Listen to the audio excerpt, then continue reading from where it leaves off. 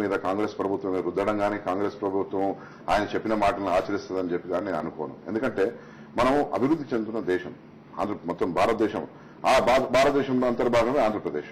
ఇక్కడ విద్య అక్షరాస్యత అనేది సాధించడానికి విద్యార్థులను ఇంకా మరింత ప్రతిభావంతులుగా మెరుగుపరుచుకునే పరిస్థితి దారి చూపించడానికి కాంగ్రెస్ ప్రభుత్వం చేపట్టిన ఈ పథకం ఉచిత సాచురేషన్ పద్ధతిన ఫీజు రియంబర్స్మెంట్. ఇప్పుడు ఈ రోజు విద్యార్థులు ఎంతో మంది ఇప్పుడు అత్యధిక అట్టడుగున ఉన్న వాళ్లకు ప్రతి ఒక్కరికి ఈ రోజు చదువు అనేది చాలా ముఖ్యం. ఈ రోజు ప్రతి ఒక్కరు చదువుకుంటేనే ప్రతిభావంతులుగా మెదిగి వాళ్ళ ఫ్యామిలీని కానీ వాళ్ళ తల్లిదండ్రులను కానీ వాళ్ళ సంబంధిత వ్యక్తులను కానీ పరిరక్షించుకునే ఆర్థికంగా కూడా పరిపుష్టిగా అయ్యే పరిస్థితి. ఆ పరిస్థితి అట్లాగే ఈ రోజు రైతులకు ఉచిత విద్యుత్, జై జవాన్ జై కిసాన్ అనే నినాదం మనం చూసాం 35-40 సంవత్సరాల క్రితం. ఈరోజు జై కిసాన్ అనే పదాన్ని మళ్ళీ మనం తీసుకుంటే ఆచరణలోకి తీసుకుంటే నిజంగా రైతులకు కూడా ఈరోజు ఉచితంగా విద్యుత్ ఇస్తున్నది అది కూడా ఆయన తప్పుపడతారా? ఈరోజు రైతులకు గతంలో ఎంతోమంది గత ప్రభుత్వంలో అంటే తెలుగుదేశం ప్రభుత్వ హయాంలో రైతులు ప్రతిరోజు 10, 8, 6 రైతులు ఆత్మహత్యలు చేస్తున్నారు. ఈ రోజు 2004 సంవత్సరం తర్వాత రాజశేఖర రెడ్డి గారు ముఖ్యమంత్రి పదవి చేపట్టిన తర్వాత రైతులకు ఉచిత విద్యుత్ తర్వాత ఈ రోజు ఎంతమంది చనిపోయారు? 10 రోజుల్లో చనిపోయినంత మంది ఈ 8 సంవత్సరాలు చనిపోలేదు. దీనికోసం రైతుల అప్పుల బారిన పడి కానీ ఇంకేదైనా కానీ ఉచితం నారాయణ అంటే కొన్ని లిమిటేషన్స్ పెట్టాలి అని గవర్నర్ సూచించారు. ఇప్పుడు 70 ఏళ్ల వయసులో ఉన్నప్పుడు నేను చదువుకుంటాను అంటే 70 ఏళ్ల వయసులో ఈ రోజు మన రాష్ట్రంలో లేటెస్ట్ 40 లక్షల మంది విద్యార్థులు ఉన్నారు ఉచితంగా విద్య. ఈరోజు ఫీజు రియంబర్స్మెంట్ పథకంలో వాళ్ళు భాగస్వాములు. 40 లక్షల మందిలో కనీసం 4,000 మంది 70 ఏళ్ళు ఉన్నారా, 400 మంది ఉన్నారా? అది ఆ ఎగ్జాంపుల్ ని మనం దీనికి ఎట్టి పరిస్థితులు దీనికి కనెక్ట్ చేయలేము. కనెక్ట్ కాదు ఇది. చెప్పండి. ఇప్పుడు ఒకటి చెప్తా ఉన్నారండి, ఇవాళ ఉచిత విద్యుత్తు అంటున్నారు. ఉచిత విద్యుత్తు ఎక్కడ కనిపిస్తుందంటే అసలు ఎన్ని గంటలు ఇస్తున్నారండి? అసలు ఇచ్చే పరిస్థితి ఉందా? ఎక్కడుంది? ఇవాళ చెప్తున్నాను, ఇవాళ చంద్రబాబు నాయుడు గారిని మాట్లాడతారు కానీ ఈరోజు ఎడ్యుకేషన్ వ్యవస్థలో కూడా మొత్తంగా వ్యవస్థను పాడు చేసింది ఎవరండి? ఈరోజు అసలు ఇంజనీరింగ్ కౌన్సిలింగ్ అని ఒకవైపు మెడికల్ దాంట్లో కానీ ఎటువైపు చూసినా కూడా మొత్తం అస్తవ్యస్తం చేసేసి ఈ రోజు మనం తిరిగి చంద్రబాబు నాయుడు గారిని మాట్లాడతారు. ఎడ్యుకేషన్ ఫీజు రీయింబర్స్మెంట్ ముఖ్యంగా వైఎస్ఆర్సీపీ చాలా ప్రతిష్టాత్మక పథకాల్లో ఒకటిగా చెప్తుంది. అయితే గవర్నర్ చేసిన కామెంట్స్ ముఖ్యంగా ఫీజు రీయింబర్స్మెంట్, ఉచిత విద్యుత్కు సంబంధించి ఉచితాలు అనే వాటిపైన కొంత లిమిట్స్ ఉండాల్సిన అవసరం ఉంది అని చెప్పని కామెంట్ చేశారు. మీ అభిప్రాయం ఏంటి దాని మీద? ఇక్కడ గవర్నర్ గారు ఏ కంటెస్ట్ లో మాట్లాడో తెలియదు కానీ మీరు అడిగినట్టుగా వైఎస్ఆర్ కాంగ్రెస్ పార్టీ ఈ ఫీజు రియంబర్స్మెంట్ విషయానికి వస్తే రాజశేఖర రెడ్డి గారు తీసుకున్నటువంటి ఒక సాహసోపేతమైనటువంటి నిర్ణయం ఈ రాష్ట్రంలో చాలా లక్షల మందికి విద్యార్థులకే కాదు పేరెంట్స్ కూడా ఒక భరోసా ఇచ్చింది. ఆయన ఇచ్చినటువంటి ఫీజు రియంబర్స్మెంట్ ఎవరైతే చదువుకోవాలని కోరుకుంటున్నారో ఇంజనీరింగ్ కానీ, ఎంబీఏ కానీ, ఎంసీఏ కానీ వీళ్ళందరూ కూడా చదువుకోవచ్చు ఫ్రీగా. గవర్నమెంట్ విల్ బేర్ అంటే it is the responsibility of the state. ఒక స్టేట్కి ఒక నాయకుడు, ఒక విజన్ ఉన్న నాయకుడు అంటే ఎలా ఉంటుందో చూపించగలిగాడు రాజశేఖర రెడ్డి గారు.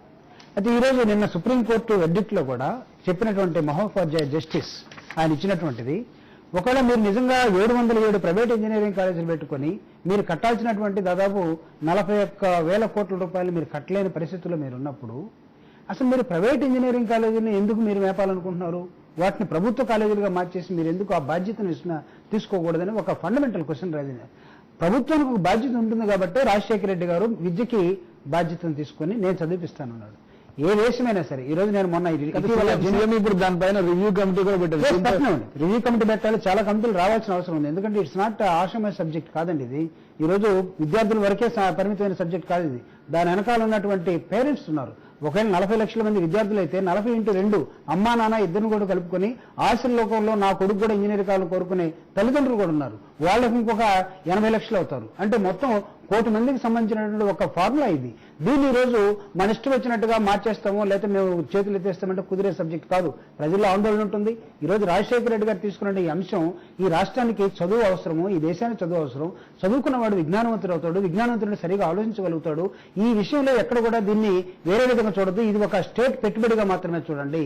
మనం we are going to create human resources.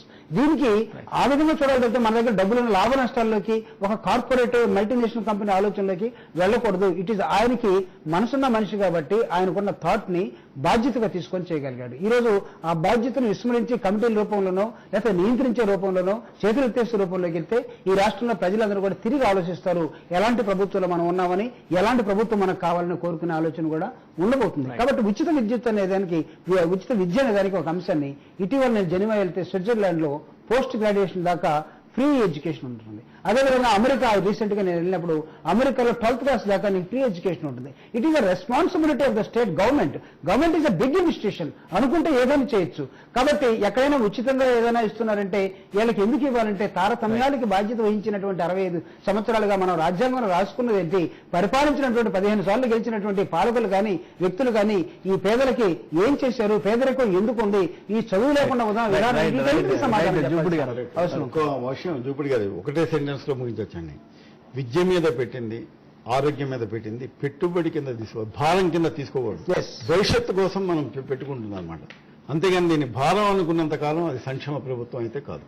Right. ఇక అన్నా హజారే పార్టీ పెట్టాలనే నిర్ణయాన్ని ఆయన బృందం ప్రకటించింది. అయితే పార్టీలో మాత్రం ఆయన యాక్టివ్ రోల్ తీసుకోవట్లేదు, బయట నుంచి మాత్రమే మద్దతు ఇస్తారని చెప్పి ప్రకటించారు. దానిపైన ప్రజల అభిప్రాయం కూడా దానికి సంబంధించి బోల్డెన్ ఎస్ఎంఎస్లు వచ్చినాయి. ఎస్ఎంఎస్ లో ముఖ్యంగా అన్నా హజారే తీసుకున్న నిర్ణయం సరైంది అనేటువంటి రీతిలోనే ఎక్కువ ఎస్ఎంఎస్లు వచ్చాయి. దీనిపైన కూడా ఒక అభిప్రాయం తీసుకుందాం. ముందుగా గుడి నారాయణ రెడ్డి గారు, మీరు చెప్పాలంటే పొలిటికల్ యాంగిల్లో చూస్తే అన్నా హజారే రాజకీయ రంగ ప్రవేశం పైన భిన్నాభిప్రాయాలు ఉన్నాయి. అయితే ఆయన పార్టీ పెడతాం, బయట నుంచి మద్దతు ఇస్తాం అనే దానిపైన మాత్రం ఒక ఏకాభిప్రాయం ప్రజల్లో కొంతవరకు మెజారిటీ అభిప్రాయం కనిపిస్తున్నది తీరుంది. మీరు ఎలా విశ్లేషిస్తారు దీన్ని? అన్నా హజారే పార్టీ పెడతాను, బయట నుంచి మద్దతు ఇస్తాను అంటే అది ఒక పెద్ద జోక్ గానే మేము భావిస్తాం. ఎందుకంటే అన్నా హజారే బృందంలోని వ్యక్తులు చాలా మంది వాళ్ళు ఇంతకుముందుకు చాలా వివాదాస్పదమైన వ్యక్తులు. అక్కడ కిరణ్ బేడి కావచ్చు, కేజ్రీవాల్ కావచ్చు, ఇంకా వేరే ప్రశాంత్ భూషణ్ కావచ్చు, ఇంకెవరైనా కావచ్చు. ఈరోజు వాళ్ళు చేపట్టిన ఉద్యమం దేనికోసం? లోక్పాల్ పెట్టాలని. లోక్పాల్ పెట్టాలి. లోక్పాల్ ఒకవేళ అపాయింట్ అయిన తర్వాత ప్రధానమంత్రి మీద కూడా ఆయన ఆధిపత్యము అజమాయిషి ఉంటది. అంటే ఈరోజు భారతదేశంలోని 120 కోట్ల మంది ప్రజాప్రతినిధులను ఎన్నుకొని ఆ ప్రజాప్రతినిధులంతా ఒక ప్రధానమంత్రిని ఎన్నుకుంటే ఆ వ్యక్తి మీద ఒక 8 మందో 9 మందో ఒక గ్రూప్ అంటే సెర్చ్ కమిటీ మేము తీసుకున్న లోక్పాల్ నియమించి ఆ లోక్పాల్ ఈ 125 కోట్ల మంది ఎన్నుకున్న వ్యక్తి మీద అజమాయిషి చెలాయించాలని చెప్పి మొదటి డిమాండ్. Senseless demand. జనలోక్పాల్ పెడితే అసలు పార్టీని పెట్టమంటున్నారు. అసలు ఫస్ట్ ఆఫ్ ఆల్ ఆయన డిమాండే ఫస్ట్ డిమాండే రాంగ్, సెన్స్లెస్ డిమాండ్. ఆయన ఏదో ఆధునిక గాంధీ కావాలనుకోరు అనుకుంటున్నాడు కానీ ఆధునిక జోకర్ చెప్పాలంటే ఒకటేంటి,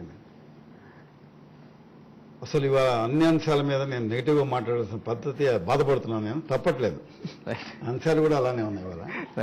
ఒకటి, ఆయన అసలు ఒక రాజ్యాంగేతర శక్తిలాగా ఇవాళ పొలిటికల్ పార్టీ పెట్టే వరకు నేను ఆహ్వానిస్తానండి, సందేహం లేదు. ఎందుకంటే ఆయన బయట కూర్చొని ఎలక్టెడ్ రిప్రజెంటేటివ్స్ అంతా నేను చెప్పినట్టు వినాలి, ఈ పద్ధతిలో మీరు నడవాలి అనే పద్ధతి కంటే కూడా ఏదో పొలిటికల్ పార్టీ పెట్టి ప్రజల్ని ఒప్పించి అది కనుక సాధించుకోగలిగితే ఆయన డిమాండ్ నేను హ్యాట్స్ ఆఫ్ టు హిమ్ అన్నమాట. అలా కాకుండా ఇవాళ ఏదో ఒక పెట్టి జనలోక్పాల్ పెడితే నేను పార్టీనే పెట్టనని అంటే ఇది మళ్ళీ ఒక రకమైనటువంటి ఒక వైరుధ్య ధోరణి కిందనే కనపడుతుంది తప్పితే ఒక పాజిటివ్ అప్రోచ్ కింద తీసుకోవడం. ఇప్పుడు ఆయన చెప్పిన దాంట్లో ఒకటైతే ఆయన పోరాటం చేస్తున్నది జనలోక్పాల్ బిల్లు కోసం. ఎందుకంటే ఈ రాష్ట్రంలో కానీ దేశం కానీ అవినీతి కుంభకోణాల్లో కూరుకుపోయింది. ఎందుకంటే ఉదాహరణకి టెలికాం కుంభకోణం చూస్తే 1,76,000 కోట్ల కుంభకోణం, అలాగే ఈ రాష్ట్రంలో ఈ కుంభకోణాలకు సంబంధించి ఆయన ఫైట్ చేస్తున్నదే 86 ఏళ్ల వృద్ధుడు నిరాహార దీక్ష చేస్తా ఉన్నాడు. అంటే ఈ దేశంలో ఎంత స్పందన వచ్చిందో చూస్తాం. కాబట్టి ఈ రోజు కూడా బిల్లు పెడితే ఆయన విరమించుకుంటానన్న పెట్టడానికి భయపడుతుందో తెలియని పరిస్థితి. మన దేశంలో ఉన్నటువంటి ఆలోచన ఆయన ఒక రాజకీయ పార్టీ పెట్టడం కోసం ఎవరికి అభ్యంతరం ఉండాల్సిన అవసరం లేదు, నెంబర్ 1. నెంబర్ 2, ఎవరైతే ఇష్యూస్ మీద అవగాహన ఉంటుందో, ఎక్కడైతే విధి విధానాలు రూపొందించబడతాయో ఆ ప్లాట్ఫామ్ మీదకి వెళ్లాల్సిన అవసరం ఉంది. ఆ క్రమంలోనే నేను ఇంతగా నిరాహార దీక్ష చేసినప్పటికీ నా గోడు వినిపించుకునేవాడు లేడు. కాబట్టి నిరాహార దీక్షకి నా అవినీతి నిర్మూలించడం కోసం ఎక్కడైతే బిల్లు కావాలనుకున్నా పార్లమెంట్లోకి నా టీం వెళ్తుందా, టీమ్ ఆఫ్ అన్నా వెళ్ళటం కోసం తను ఒక రాజకీయ పార్టీ పెట్టి, అంబేద్కర్ ఇక్కడే ఒక మాట చెప్తాడు, political power is the master key అంటాడు. తను సాధించదలుచుకున్నది నిజంగా తన ఆలోచన నిజమైతే అవును నిజం కావాలంటే పార్లమెంట్లోకి వెళ్లాల్సిందే. కాబట్టి ఈ రోజు వాళ్ళు తీసుకున్నటువంటి నిర్ణయం దీన్ని ఆహ్వానించాలి. అయితే బయట నుంచి మా టీం అంతా పోతుంది, నేను మాత్రం బయటే ఉండి దీన్ని నియంత్రిస్తానంటే which is highly impossible, may not accept. Right. Thank you Jupudi garu, thank you Narayana Reddy గారు, థ్యాంక్ యూ శోభా హిమ్మత్ గారు, థ్యాంక్ యూ శ్రీనివాస్ గారు. ఇది వాళ్ళ డైలీ షో. ఇక మరిన్ని వార్తల విశేషాల కోసం keep watching I news.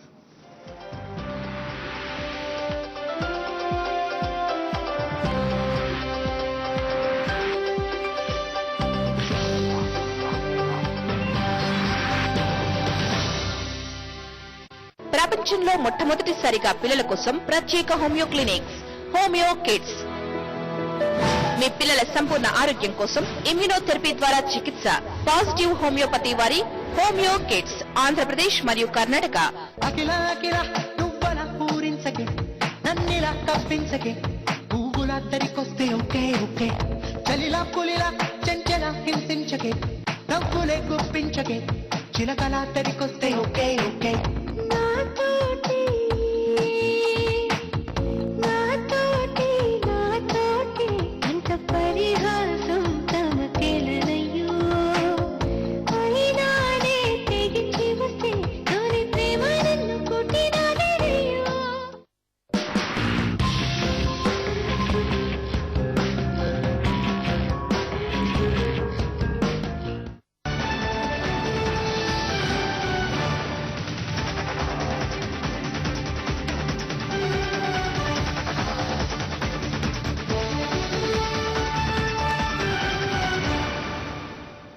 Good morning, welcome to I News. నేను మురళి. బులెటిన్ల ముందుగా హెడ్లైన్స్ చూద్దాం. కాసేపట్లో బైరెడ్డి దీక్ష, వేడెక్కిన రాజకీయ సీమ.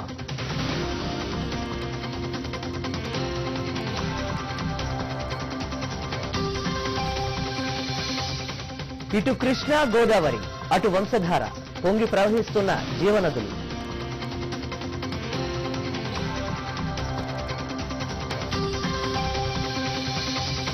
గ్రేటర్ గుంటూరుకు రాజకీయ రంగు, గ్రామాల విలీనంపై ఎంపీల గుర్రు.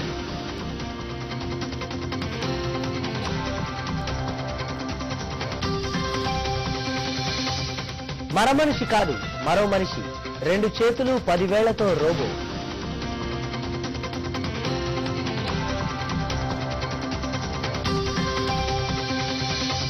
షూటర్ల వెండి విజయం, మన సైనా కాంస్య స్వప్నం. ఒలింపిక్స్ లో మెరుస్తున్న భారతీయ.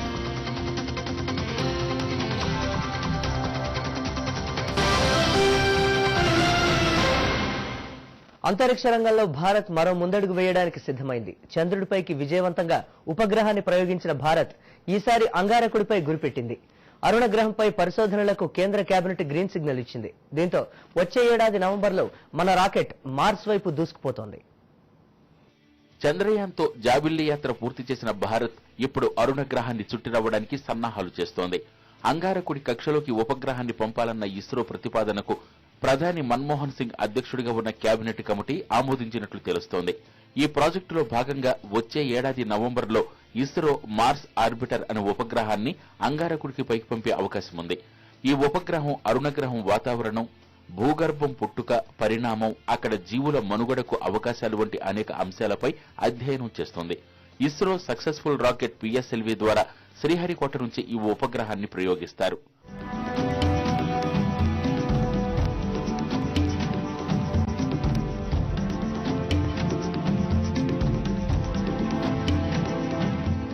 మాస్ ఆర్బిటర్ ప్రాజెక్టు కోసం కేంద్ర ప్రభుత్వం 450 కోట్ల రూపాయలను కేటాయించింది. ఈ ఉపగ్రహం అంగారకుడి కక్షను చేరుకోవడానికి 300 రోజులు పడుతుంది. ఈ ప్రాజెక్టు సాకారమైతే భారత్ అనుగ్రహ యాత్ర చేపట్టిన 6వ దేశంగా నిలుస్తోంది. ఇప్పటి వరకు America, Russia, European Union, Japan, చైనాలు అంగారక యాత్ర చేపట్టాయి. అయితే అంగారకుడికి పైకి చైనా ప్రయోగించిన ఉపగ్రహం భూకక్షను దాటలేక సముద్రంలో కూలిపోయింది. ఇక అమెరికా అంతరిక్ష పరిశోధన సంస్థ నాసా ప్రయోగించిన క్యూరియాసిటీ ఉపగ్రహం వచ్చే సోమవారం అంగారకుడిపైకి ఓ రోవర్ను దింపుతుందని తెలుస్తోంది. ఈ కార్యక్రమాన్ని ప్రపంచవ్యాప్తంగా ప్రత్యక్ష ప్రసారం చేస్తారు. మనిషి చేతిని పోలి ఉండే రోబో చేతిని తయారు చేశారు యూరోపియన్ సైంటిస్టులు. అయితే తాజాగా గతంలో రూపొందించిన దానికంటే మెరుగైన పనితీరును కనబరిచే రోబో చేతిని ఆవిష్కరించారు. మనలాగే 5 వేళ్లుండే ఈ న్యూ రోబో హ్యాండ్ కి మెదడును కూడా అమర్చారు. సెన్సార్ల ద్వారా పనిచేసే ఈ హ్యాండ్ మనిషి చేసే అన్ని పనులను చేస్తుందంటున్నారు సైంటిస్టులు. దీనికి స్కిన్ లేయర్ వేస్తే రోబో చేయని గుర్తించడం కూడా కష్టమవుతుందంటున్నారు.